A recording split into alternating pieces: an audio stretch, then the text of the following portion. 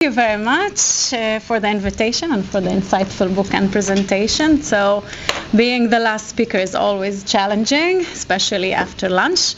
But I'll aim to keep my remarks brief as I was asked by Laura. And I would like to try and offer a new perspective about the discussion that was presented up until now with Barak and David, adding some sort of a portion of identity politics into this discussion. And I would frame my talk or title my talk as Freedom of Speech as Practical Concept, focusing on scholars from minority groups' experience. And now this perspective, it's part of a more general project that I am investigating now regarding constitutional rights in general. But this perspective aims to explore three dimensions of this right of freedom of speech, whether understood as a political freedom of speech or a specific right of academic freedom viewed through the lens of professional norms. And I will illustrate these three dimensions through examples from my personal experience as a Palestinian scholar within an Israeli academic institution. So the first aspect is the chilling effect, but it differs a little bit from the one presented in your book, and I think it's more. It adds another complex and nuanced layer to the point, and it kind of a little bit connects to the last point of your talk. So I will begin with my first example. So following the events of the 7th of October, the law enforcement system in Israel launched a campaign of retaliation against the Palestinian minority, particularly in matters related to social media posts. This was compounded by also actions by higher education institutions, particularly Haifa University, but in some extent in other universities as well, and other colleges, Betzalel and so on, who also monitored posts on social media, in some cases suspended and expelled lecturers and students without due process. In some cases, these cases was also reported by these institutions to the police. Many of these posts expressed, some were incitements, but most of them were posts expressing solidarity with the innocent victims in Gaza and were miscategorized as support for terrorism. Now, I started collecting some data from the police, who very surprisingly cooperated with me, unlike the Attorney General office. And I collected some data from the police and some data from Adalah, a human rights organization that advocates for the rights of Palestinian minority in Israel. And I also collected some interviews that were conducted with the people who were affected by these actions. And I decided to write an article examining the implications of this policy, which can be framed by academic scholarship regarding criminal injustice. And I wanted to examine the consequences of the practice of criminal injustice on the perception of citizenship and the execution of political rights of the Palestinian minority in Israel. But at some sort of a point, I shared my idea with a Jewish, I would say here, woman colleague, and this is important for my continuation, from another department, and then I also advised with my Jewish colleague in my department. All of them are Jewish and women. And also with some Palestinian colleagues in other institutions, this time men and women. And I was advised not to proceed. Why? Because I needed to publish another 2 articles so I can open my process for full professor. And so they told me, listen, this could negatively impact your career advancement for full professor. And one colleague, which really, she had genuine concerns for my well-being, reminded me, and these are her words, remember, Manal, where you get your professorship from. To be fair, I also received some support from other Jewish white men colleagues, all of them who were men, who encouraged me actually to write the article and assured me that if something would happen in your progress, they will be there for me, and they will give me their solidarity and so on. So of course I had a couple of days reflecting on whether I should do this project or not, whether I should write this article or not. Something that I don't usually do. When I set my mind on doing something and writing something, I just simply do it. Eventually, I decided to write it, and well, my decision to proceed with this project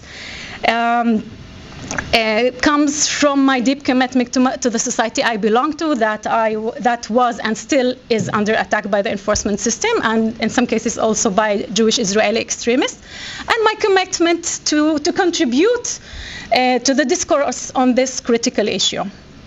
Now, another concern, very important concern, that I had in mind is the possibility that the article may not be published. And this is due to the reluctance of journals to criticize Israel in the context of the events of the 7th of October and the subsequent war on Gaza. Now, in this context, and this is something that also should be discussed when we talk about freedom of speech, is the ability or inability to publish critical academic articles, papers during wartime, specifically papers that are critical of the war.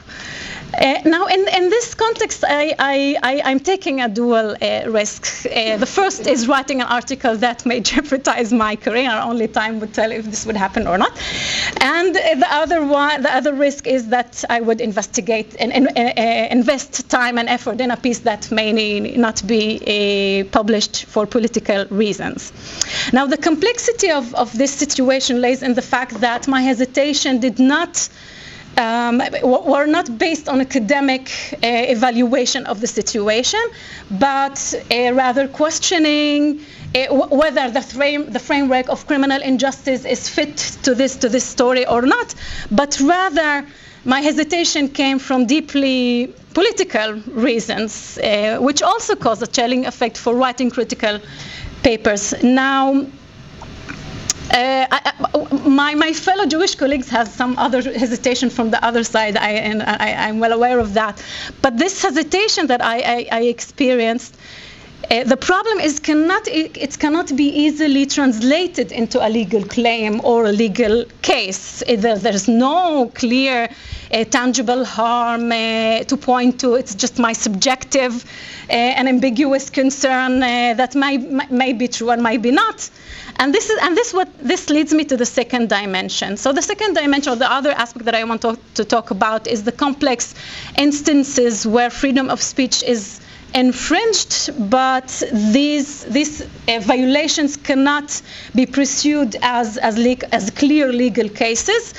But I claim that, or I argue that there should be, even that there isn't a clear legal infringement of right, there should be considered in a larger context. And so there's another story. So last summer I was invited by my friend to give a lecture at a faculty seminar in a highly respected and internationally academic institution in Israel. I was asked not to give the name because of the story. And so as the seminar date was coming along, she contacted me and asked me what I want to talk about. I understood what the topics are discussed usually in the seminar, and we agreed together that I will talk about my recent article that was published and received the prestigious Segla Prize for Outstanding Article. And the topic that we agreed upon is rethinking the collective rights of the Palestinian minority in Israel. Good. A few days before the seminar, I got an anxious call from my friend, telling me that the head of the department requested her to cancel the lecture, something that never ever happened to me before. And she said that she thinks, well, the argument was that it's a topic that is not appropriate to the current time and might cause unrest. So I would say that at the first hand, I was really pleased because I have an extra day to work on my things. But on the other hand, I couldn't shake the feeling that I was silenced in a way. I wrote this article for people to read it, and I have already presented it in several occasions. And I wrote it specifically to provoke thought and discussion, and specifically to those people that might feel discomfort or unrest with the subject. I thought that this is the essence of academia, right? To confront with ideas that that provokes our thoughts. I might be mistaken on that. So in conclusion, I am well aware of that I don't have a right to present in this seminar. But I'm not sure that this can be qualified or framed as infringement on freedom of speech. But the point here is this incident, together with other incidents, should be discussed and regarded as part of a larger parcel of constraints that collectively undermine open academic discourse. And I here get to the third aspect that I also think is hidden from the discourse regarding the academic freedom of speech and academic freedom of institutions that Barak discussed before. And this aspect concerns the repercussions of infringement on freedom of speech beyond those that occur within the academic institutions, whether disciplinary actions or non-promotion and so on. But and here I'm referring to the mispresentation of scholars as terrorists by the media. And this is something that is really relevant to the Israeli context. Here, happily, I'm not providing an example of my sense, but I'm providing two examples that are relevant from the last year. The first one is Professor Nadira Shalhoub-Kevorkian from the Hebrew University, who was suspended after speaking in a podcast about the war in Gaza and Zionism and other topics as well. At the age of 64, she was arrested, subjected to harsh and humiliating treatment during her investigation at the police station. She was held overnight, being released, but she was not indicted. Despite that, the media vilified her with headlines, and I'm giving you just examples. The professor who was suspended from the Hebrew University for incitement against Israel was reinstated. Or the Hebrew University lecturer who denied massacre arrested. Now, people who read these titles do not think too much if she was indicted or not indicted, what was the story, they never bother go and hear the podcast and so on. Another example is Dr. Warda Saada from K College, who was fired after posting about the ongoing occupation and its connection to the events of the 7th of October. She was never indicted and she was not arrested. But similarly, the media portrayed her as guilty with dramatic headlines such as K College fired the Arab professor who justified the massacre. Something that was not in her posts. But in addition to all of these troubling headlines, academics like Professor Shalhoub-Kevorkian and like Anat Matar from Tel Aviv University here faced incitement campaigns, including street signs targeting them and portraying them as traitors and as terrorists. And now in this charged atmosphere of wartime, these campaigns can be very threatening.